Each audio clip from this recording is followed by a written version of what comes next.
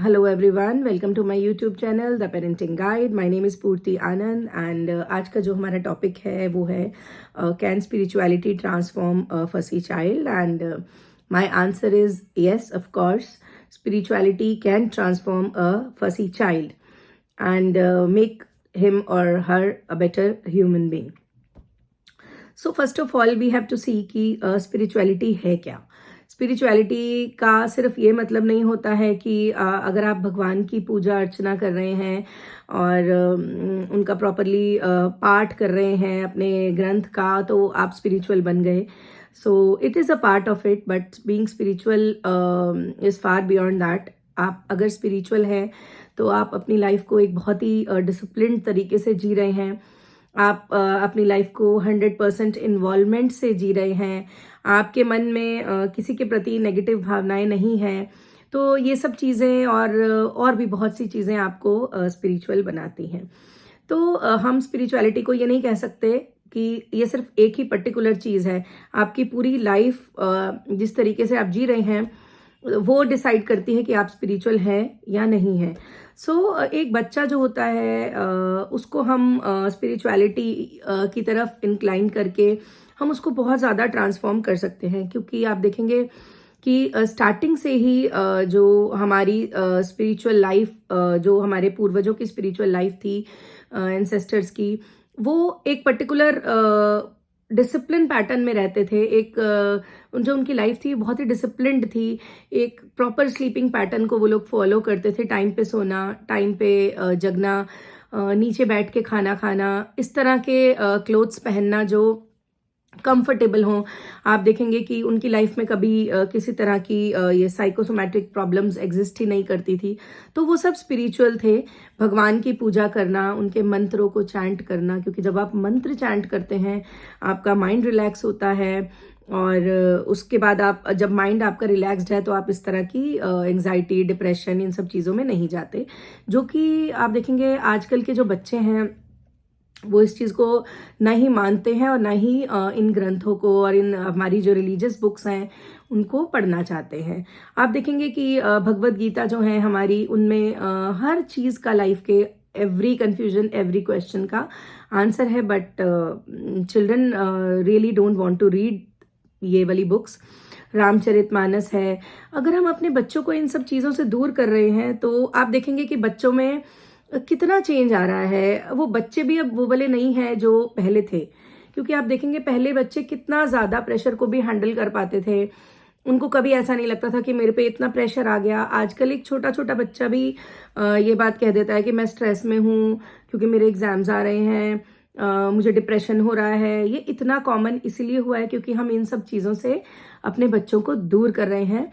तो मैं तो यही कहूँगी कि आप अपने बच्चों को ये बुक्स को रीड करने की, जो हमारी रिलीजियस बुक्स हैं, जो हमारी भगवान की कही हुई बातें हैं, हम क्यों अपने बच्चों को इनसे दूर करना चाहते हैं और उनको वेस्टर्नाइजेशन की तरफ हम लेकर जा रहे हैं, जबकि ये उन्हीं का लॉस है और ये चीज़ बिल्कुल भी सही नहीं है।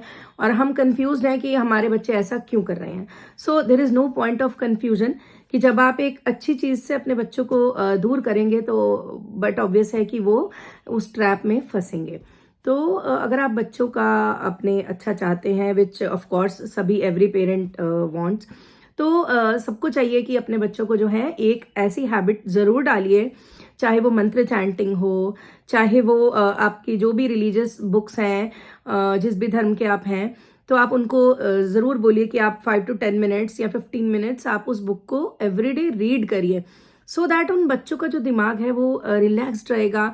उनको एक विश्वास जो है भगवान पे वो डेवलप होगा, जो बहुत ही ज़्यादा इम्पॉर्टेंट है और आजकल बिल्कुल मिसिंग है बच्चों में से। उनको ऐसा लगता ही नहीं है। और कुछ बच्चे तो ये तक कहते हैं कि भगवान ही नहीं है, हमको भगवान पे विश्वास नहीं है। पर जो अगर इन बातों में पड़ गए तो ऑब्वियस सी बात है उनको जो है साइकोलॉजिकल प्रॉब्लम्स आगे जाके आएंगी, क्योंकि ये बहुत एक ज़रूरी है आपका हेल्दी माइंडसेट डेवलप करने के लिए कि आपको ट्रस्ट होना चाहिए, आपको विश्वास होना चाहिए भगवान पर कि जब सब कुछ परमात्मा भगवान की मर्जी से हो रहा है तो he is always there for you. आपके लिए वो हमेशा है।